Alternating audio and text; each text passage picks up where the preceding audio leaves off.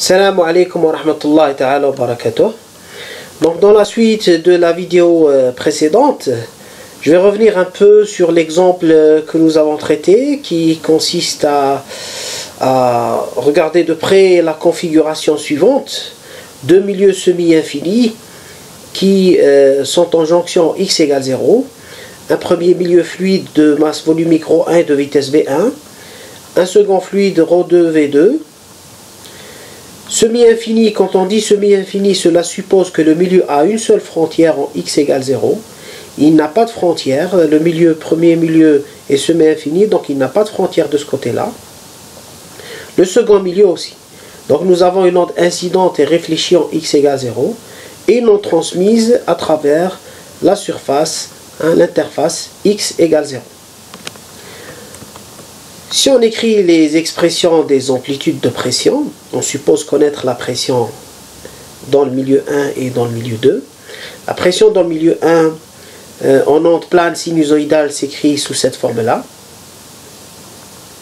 C'est la somme de deux termes d'une onde incidente et réfléchie, où K1 représente le module du vecteur d'onde dans le milieu 1.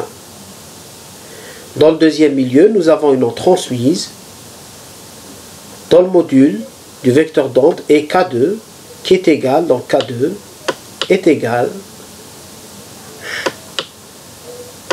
à oméga sur V2.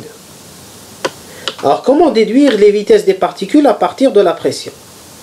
Il suffit d'utiliser la relation de l'air. La relation de l'air de l'hydrodynamique, ou bien une autre relation que nous connaissons qui dit que la pression, c'est moins 1 sur qui du sur dx.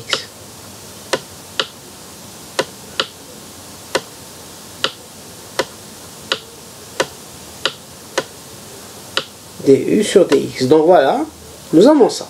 Donc soit cette équation, soit celle-là, nous permet de calculer les vitesses. Ici, on va calculer de la pression le déplacement, puis du déplacement la vitesse. Ici, c'est plus direct, on peut directement déduire la vitesse. Alors, sachant que l'onde est sinusoïdale, donc la dérivée par rapport au temps devient j oméga fois la fonction.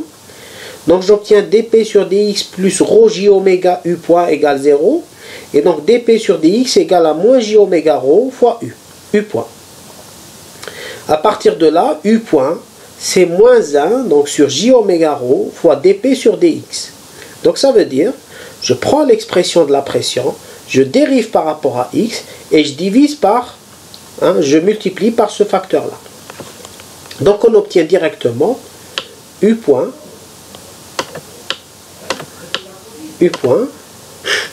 1 qui est associé à P1, et tout simplement moins 1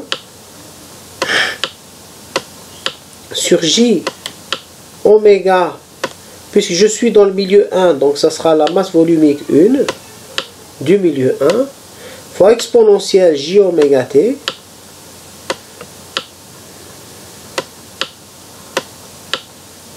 maintenant je vais dériver la pression par rapport à x. Donc en dérivant la pression par rapport à x, je vais avoir ici moins jk1 et ici jk1.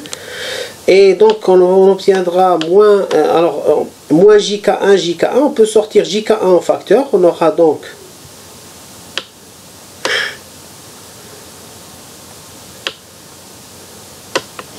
jk1 fois A exponentielle moins jk1 x avec un signe moins ici plus B exponentielle J K1 X.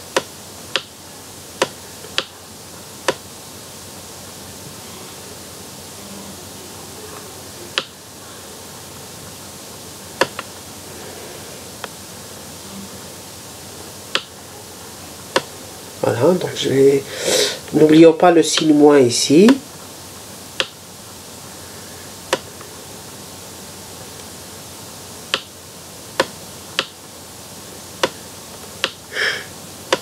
Voilà.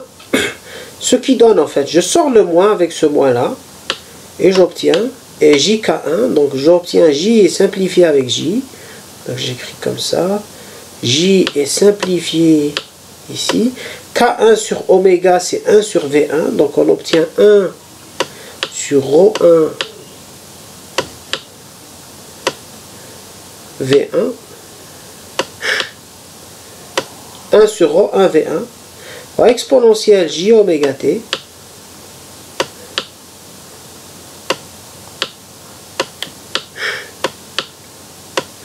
fois A exponentielle J K1 X avec un signe moins ici, moins B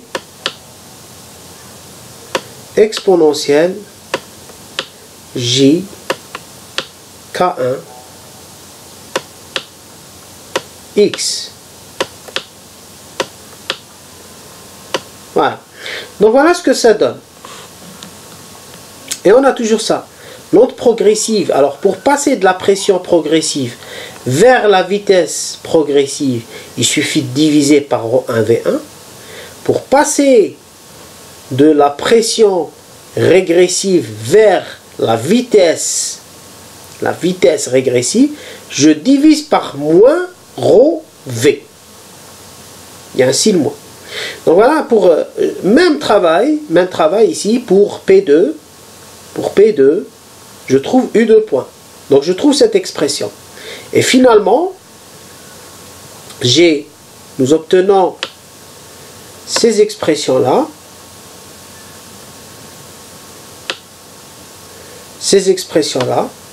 La continuité de la pression consiste à dire que P1 en x égale 0, le point de jonction, la frontière entre les deux milieux donne P2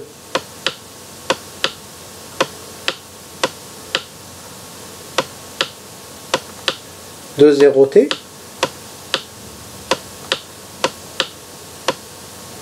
À partir de là, on trouve A exponentielle J oméga T, 0 ici, 0 ici et 0 ici. A exponentielle J oméga T plus B exponentielle J oméga T égale à C exponentielle J oméga T. Donc A plus B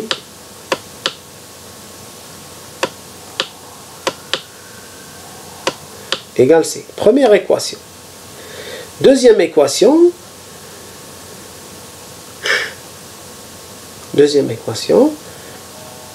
U1 point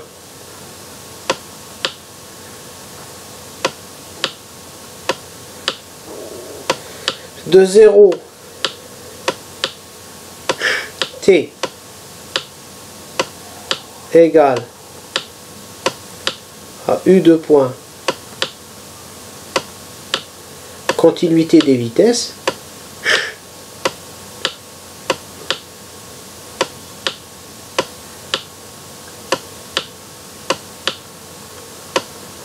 Voilà.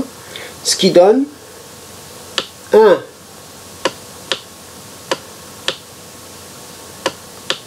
sur Z1, en fait ρ1V1 c'est Z1, ρ2V2 c'est Z2, donc on obtient 1 sur Z1 A moins B égale 1 sur, égale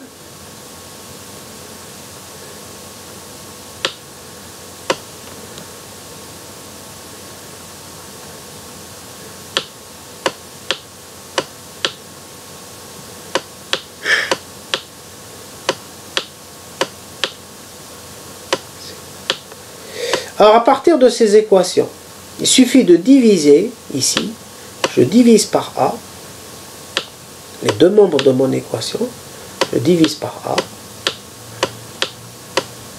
je divise par A, je divise par A, Et C sur A, c'est le coefficient de transmission. B sur A, c'est le coefficient de transmission. 1. Donc on obtient 1 sur Z1 fois 1 moins R. Ici, ça sera 1 sur Z1, 1 moins R égale 1 sur Z2T. Ici, on obtient 1 plus R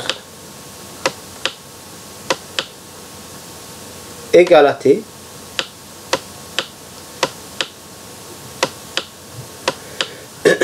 Et ici, 1 sur Z1, 1 moins R.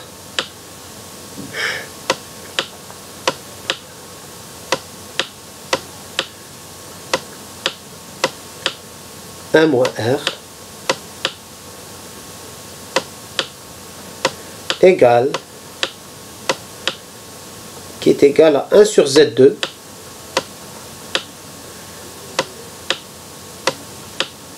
fois T. Voilà, donc nous avons deux équations. Équation 1, équation 2. À partir de ces deux équations, nous tirons les coefficients de réflexion et de transmission. Donc, voilà. Alors, ce sont des coefficients de réflexion et de transmission. C'est quoi le coefficient de réflexion? N'oubliez pas que le coefficient de réflexion, c'est le rapport d'amplitude en x égale 0. Ce sera en x égale quelconque lorsque la frontière sera x1, x donné. Ici, la frontière se trouve en x égale 0. Donc, le rapport d'amplitude. Donc, ici, B représente l'amplitude de la pression réfléchie. A représente l'amplitude de la pression incidente. Donc, le coefficient de réflexion ici, coefficient de réflexion, sera un coefficient de réflexion en pression. Ce sera B. Ce sera en fait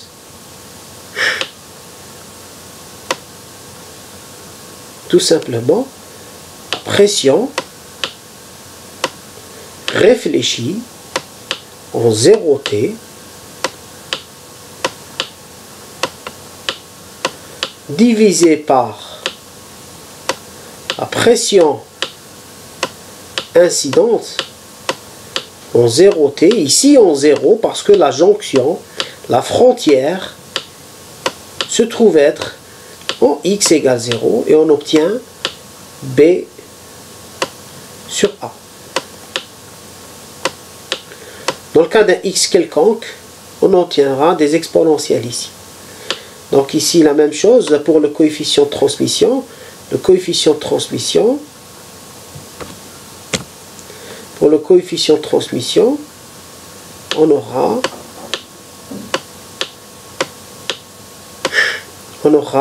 la pression transmise 0T au niveau de la rupture d'impédance sur la pression incidente 0T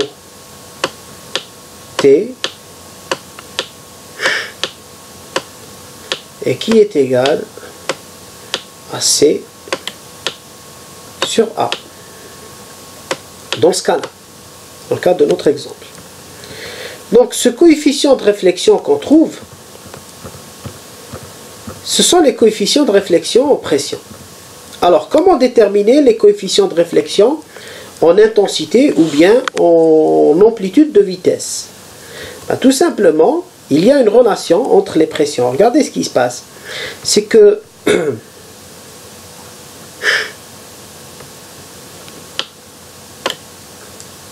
on va revenir un peu en arrière.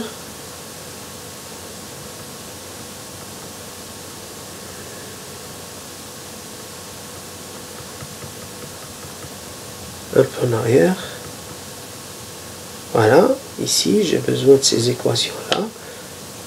J'efface cette partie, ou bien je copie directement.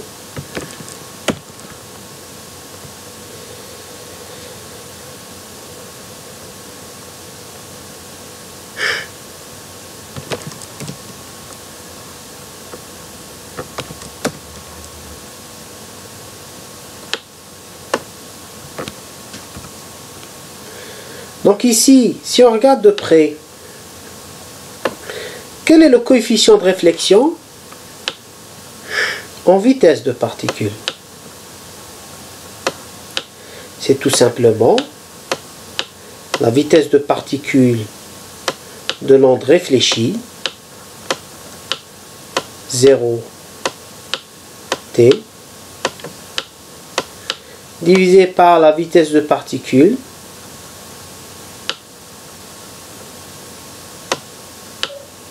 de l'onde incidente,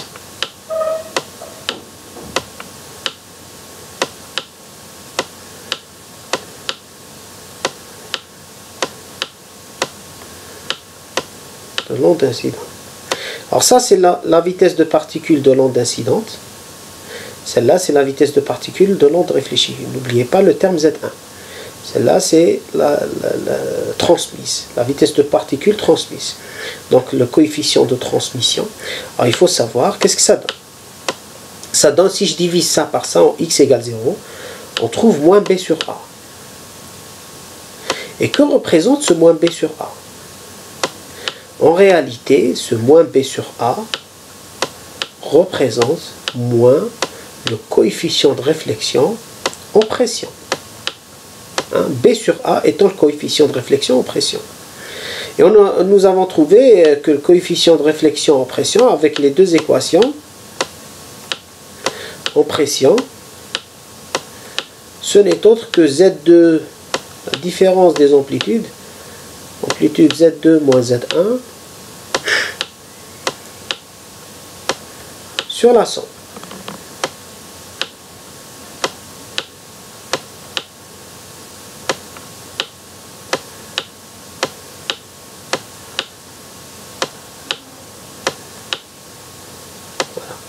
Sachant à partir de là, nous avons aussi le coefficient de transmission qui est égal à 2Z2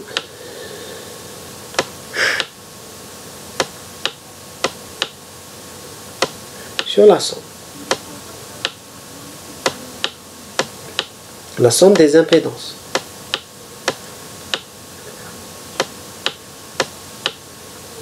Donc c'est moins le coefficient de réflexion en vitesse, c'est moins B sur A. B sur A, c'est le rapport d'amplitude de pression.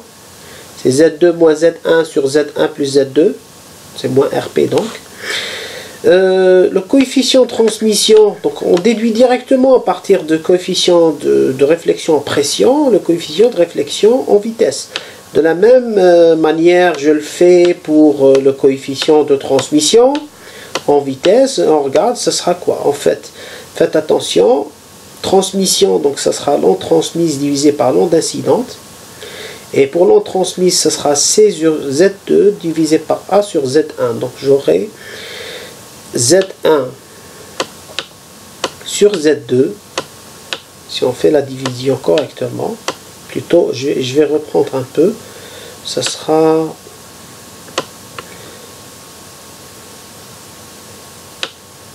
donc la vitesse transmise 0 t divisé par la vitesse incidente 0 et t qui est égal, si je divise, je trouve Z1 sur Z2, je remplace X par 0 bien sûr, et on obtient C sur A, et qui donne donc, si je divise, donc ça c'est que représente C sur A? C sur A, c'est le coefficient de transmission en pression. Donc j'obtiens Z1 sur Z2 fois T de P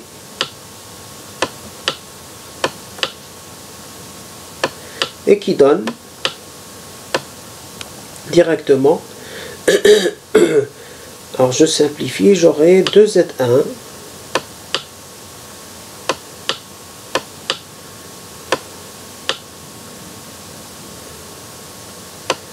sur Z1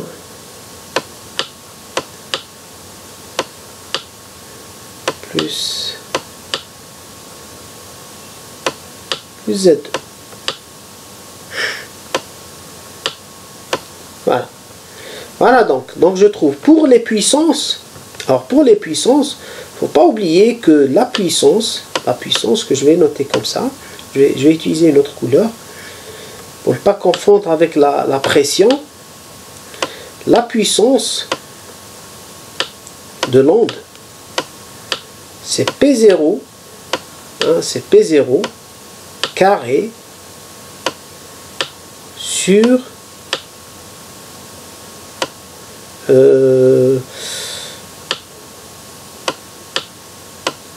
sur 2Z. La puissance, c'est la force fois la vitesse, c'est la section. Donc il y aura une section. Voilà, pour rappel, nous avons calculé la puissance et déterminé la puissance en fonction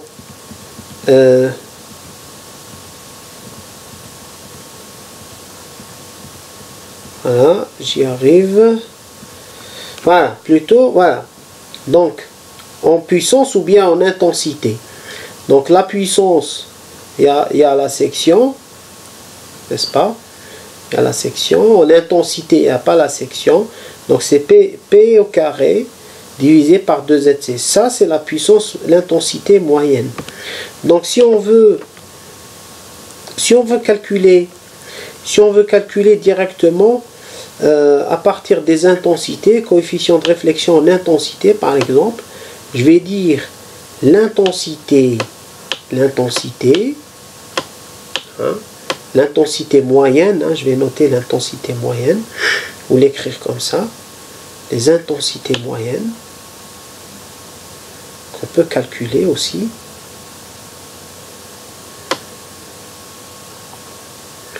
L'intensité moyenne, valeur moyenne, c'est la puissance, la puissance moyenne, c'est la pression carrée, l'amplitude en pression carrée, divisé par l'impédance. D'accord? Alors, donc ici, à partir de là, si je m'intéresse à l'onde incidente, j'aurai la pression incidente, l'amplitude de pression incidente. Or, l'amplitude de pression incidente ici, c'est A. Donc, j'aurai ici l'amplitude de la pression incidente, c'est A. Tout lit A carré sur 2Z. Quel Z? Z du milieu 1. L'intensité réfléchie.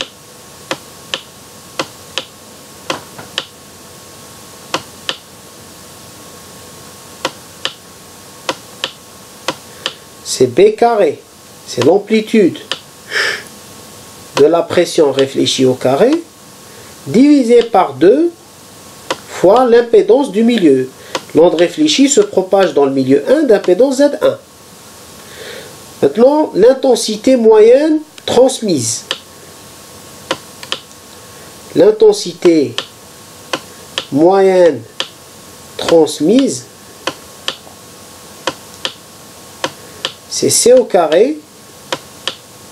Et là, il faut faire attention. L'onde transmise se propage dans le milieu 2 d'impédance Z2. D'impédance Z2. Donc, si on veut calculer les coefficients de réflexion en intensité, par exemple, si je les écris comme ça, coefficient de réflexion en intensité, al-hada c'est quoi alpha t? Ben, c'est le coefficient de transmission. Hein? Je vais nommer alpha r, coefficient de réflexion en intensité. Ce sera l'intensité réfléchie sur l'intensité incidente. Et on obtient B sur A au carré.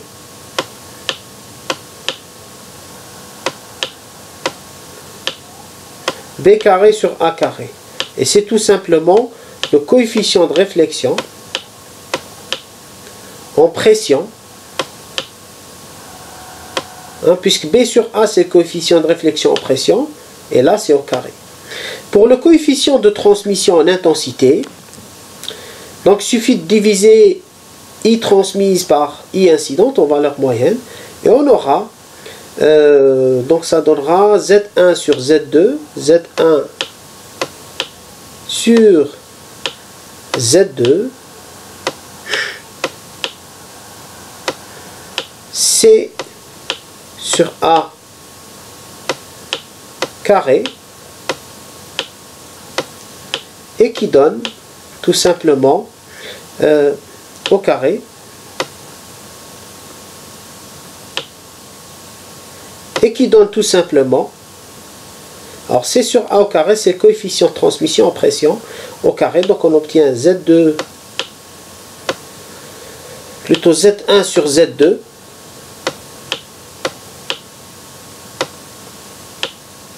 fois le coefficient de transmission en pression au carré. Voilà. Sur ce, je vous remercie. Je souhaite que ça vous aidera beaucoup. Barakallahu fikum. Assalamu alaikum wa rahmatullahi ta'ala wa barakatuh.